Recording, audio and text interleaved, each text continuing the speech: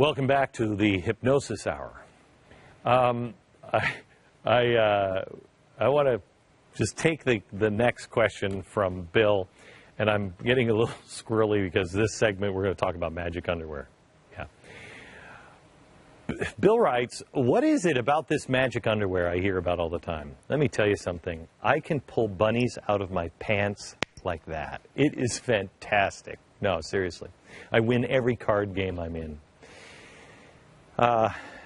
This is a very difficult thing because this is a very difficult thing to do as a member, and it is never discussed because it is to remind us of something very sacred. It's almost like a yarmulke. You know how people wear yarmulkes and it's to remind you that God is always above you.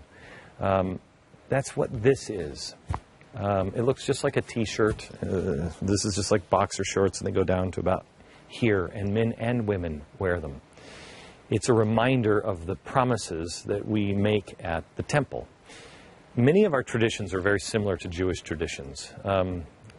Jewish people wear something called the tzitzi, and you see them, and I mean, I don't know why we wouldn't make fun of that. The garments represent a promise to be faithful and modest and temperate. And it is not easy. It's not easy for guys, especially in Texas, because it's hot. And it sucks sometimes because your wife can't be hot. You know what I'm saying? My wife goes out to the store and she tries to buy a dress, and it's so frustrating. This was really hard for her for the first couple of years.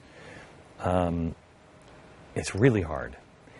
But sometimes you do things that are really hard, and you keep your promises in your covenant because it means something. It teaches you to be obedient, and it's meaningful. And because it's hard, and because it is so sacred to us, it makes it more hurtful when people mock. We had some questions about caffeine. It may come as a surprise. There's no official church doctrine about the use of caffeine. I didn't find this out until I ordered a Sprite, and my bishop said, "I'll have a Coke." And I'm like, "What? What do you mean have a Coke?" He's like, "What do you mean, what am I having a Coke?" I said, "What about the caffeine thing?" He said, "Glenn, there's no caffeine. It's not in there."